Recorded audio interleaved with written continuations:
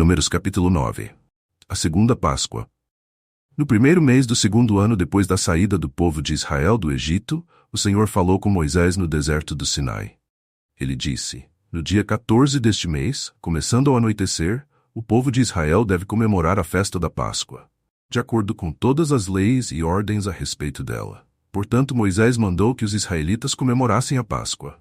Eles a comemoraram no dia 14 do primeiro mês, ao pôr do sol, no deserto do Sinai.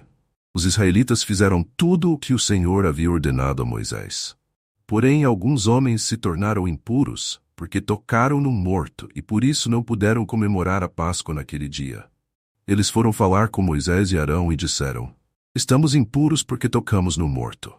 Será que não vamos poder apresentar a nossa oferta ao Senhor com os outros israelitas no dia que já foi marcado? Então Moisés respondeu: esperem, que eu vou falar com o Senhor para saber o que Ele quer que vocês façam. Aí o Senhor disse a Moisés: diga aos israelitas o seguinte: se algum de vocês ou dos seus descendentes estiver impuro por haver tocado num morto, ou se estiver longe, viajando, mesmo assim poderá comemorar a Páscoa em honra de Deus o Senhor. Vocês a comemorarão um mês depois, no dia 14 do segundo mês, quando anoitecer. Nessa ocasião, vocês comerão o animal com pães sem fermento e com ervas amargas. Não deixem sobrar nada da comida para o dia seguinte e não quebrem nenhum osso do animal. Façam a comemoração de acordo com todas as leis da Páscoa. Mas pode acontecer que alguém esteja puro e não esteja viajando. Se essa pessoa não comemorar a Páscoa, será expulsa do meio do povo, pois não me apresentou a oferta no tempo certo. E será castigada por causa do seu pecado. Se algum estrangeiro que mora no meio de vocês quiser comemorar a Páscoa, terá de obedecer às leis e às ordens a respeito dessa festa. A mesma lei será para todos, tanto para os nascidos no país, como para os estrangeiros. A nuvem sobre a tenda sagrada. No dia em que foi armada a tenda sagrada, veio uma nuvem e a cobriu. De noite a nuvem parecia fogo. Era sempre assim.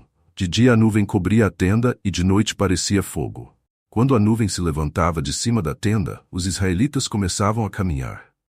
No lugar onde a nuvem parava, aí eles acampavam. Eles começavam a caminhar ou acampavam de acordo com a ordem de Deus o Senhor. E ficavam acampados ali durante o tempo em que a nuvem estava parada sobre a tenda. Quando ela ficava muito tempo sobre a tenda, os israelitas obedeciam à ordem do Senhor e não saíam dali. Às vezes a nuvem ficava poucos dias sobre a tenda. Assim, conforme a ordem do Senhor, eles continuavam acampados ou começavam a caminhar. Às vezes a nuvem ficava parada somente desde a tarde até a manhã do dia seguinte. Quando ela se levantava de manhã, eles começavam a caminhar. Sempre que a nuvem se levantava, fosse de dia ou fosse de noite, os israelitas começavam a caminhar. Mas se ela ficava sobre a tenda 2 dias ou um mês, ou mesmo um ano, enquanto estivesse parada, os israelitas continuavam acampados e não começavam a caminhar. Porém, quando ela se levantava, eles partiam. De acordo com a ordem do Senhor, eles acampavam ou começavam a caminhar. Os israelitas faziam isso obedecendo ao que o Senhor ordenava por meio de Moisés.